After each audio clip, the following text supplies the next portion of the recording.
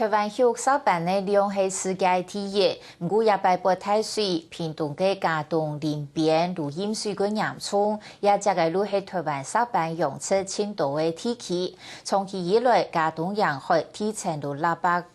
起嘅，都到落太雨嘅时间呢，路为饮水，而用嚟解决问题，国土有可能重新规划么？来看大下嘅整理报道。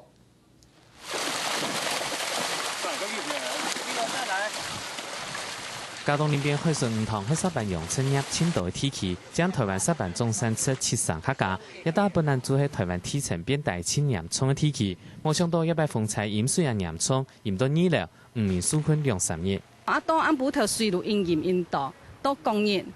留到灾区留到灾区工业天热，生意店人陆陆续续有囤来到人，来到北乡葫芦江啊北乡，那有带出去，好情形系安尼。嘉东的温风强严也特别上得存喺洋葱在期，用车生产期面积大体250公顷，大概用车户损失至少都係1000万元以上，大部分係貸款用車，損失按洋葱5年心血全無嘅。不過問5年下繼續血冇，愛前存辦不冇，嘅答案當肯定。我哋睇上係嚟幾十年嘅，差唔多30年嘅。我講到車村啊，是冇可能事情啦，因為我哋市業都提下上啊，我哋希望講政府啊，睇人嚟講改善講開放嗰種體房嘅嘛，增高峰嘅。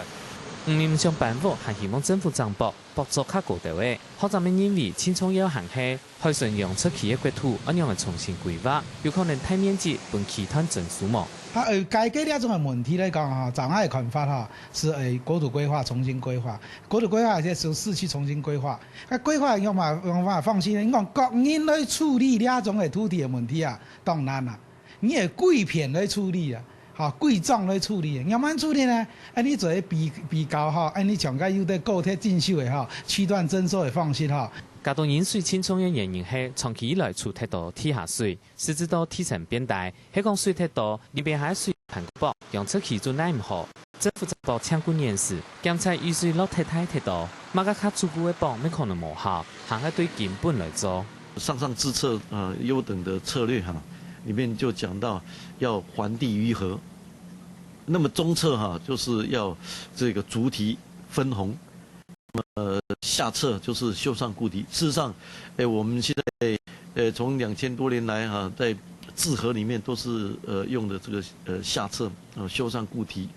在喺重建路當從嘉東嘅對根本來動施水，就係愛調節地下水，利用斷水池也係人工湖，甚至平原草林補充地下水資源，天晴才唔會更變大。前面佢當係河壩天環河壩，爭咗對同水共生。